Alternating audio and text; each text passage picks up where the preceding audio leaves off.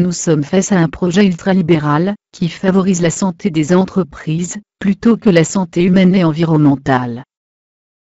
Ce modèle menace le plus la vie, la diversité, la société, la démocratie sur la planète. Ne cautionnez pas ce système, qui dévaste notre planète et détruit des populations entières. Le désastre écologique et social atteint aujourd'hui des dimensions planétaires, alors que la dernière guerre mondiale, elle, est restée localisée. Il s'agit d'une position de résistance à ce capitalisme financier qui nous broie peu à peu, et qui pollue l'eau, détruit la diversité et la vie. Cette invention monstrueuse qu'est la mise en bourse du droit à polluer, et qui permet à une entreprise, quand elle a trop pollué, d'acheter à une autre entreprise, moins polluante, un droit à polluer. Comme l'hiver a été doux, les industries émettrices de CO2 ont beaucoup moins consommé d'énergie. Elles ont moins pollué, et ont donc moins acheté de droits à polluer, si bien que les actions en bourse ont chuté et que les actionnaires sont mécontents. Conclusion, pour gagner de l'argent, il faut polluer, c'est gravissime que notre société ait pu en arriver là. Il est illusoire de penser qu'on va résoudre cette crise écologique sans changer de système économique. Le capitalisme financier est fondamentalement destructeur.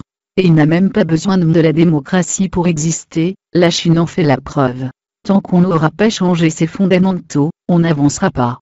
Tout le reste sera de la poudre aux yeux, avec quelques résultats, habiles et ultra médiatisés. De petites concessions, comme diminuer la vitesse de circulation des voitures, ou faire couler moins d'eau sous la douche.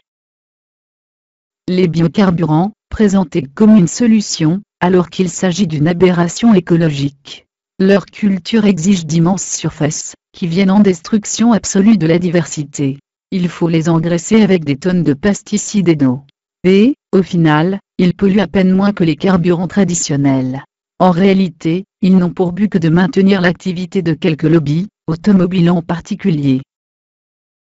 Il y a de quoi construire une vraie politique, avec un projet économique cohérent, sur l'environnement et la société. Or personne n'en parle. Si nous voulons sauver la planète et son climat, il faut de toute urgence rompre avec le système productiviste, et la société de consommation telle qu'ils existent aujourd'hui. L'humanité n'aura pas compris que l'écologie est son avenir. Le danger c'est que l'on fait croire aux citoyens que l'on agit pour la planète alors qu'en réalité, nous continuons à épuiser partout ses ressources. Nous entretenons là une immense illusion. S'il y a des extraterrestres quelque part qui nous regardent, ils doivent se dire que l'homme est tout sauf intelligent. Nous ne savons pas où nous allons, mais nous y allons bien.